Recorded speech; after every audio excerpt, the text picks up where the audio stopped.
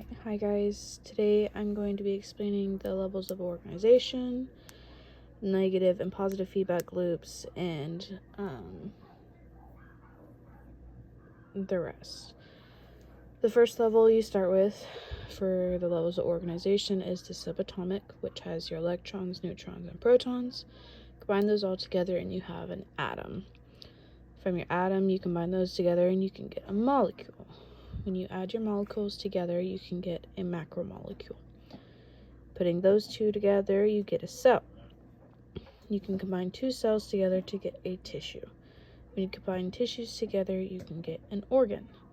When you combine your organs together, you can get your organ system. From your organ system, you get an organism.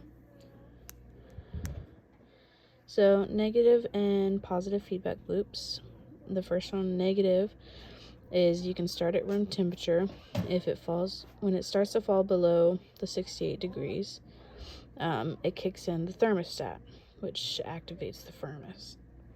From the furnace, the heat is turned on, so it starts producing heat within the house.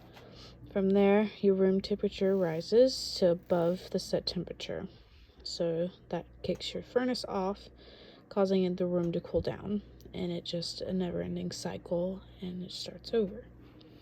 For positive feedback loop, you can take an example of you get a cut in your skin. So you'll break your skin open, causing it to bleed. The damaged cells will then release chemicals, which causes the clotting factor to come in. From when the clotting begins, it goes to be in where additional chemicals are released, which causes clotting to accelerate, which there's your positive feedback loop. And once the clotting is completely finished, it plugs the break and the bleeding stops. So next is going to be describing the terminology and anatomical position.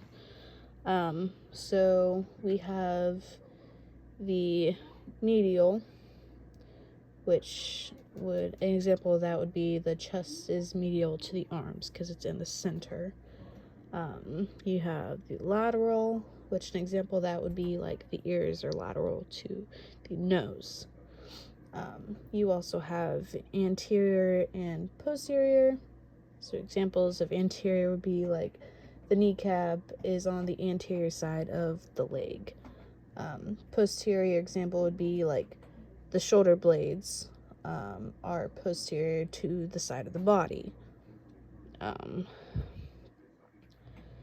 Then you also have superior and inferior.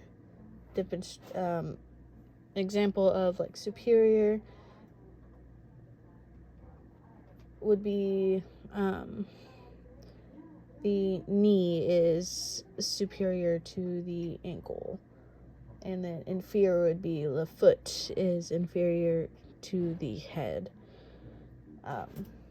Then you have distal and proximal. Examples of those would be the hand is distal to the shoulder, or your shin is distal to your thigh. The proximal would be the end of the femur joint, which is up here,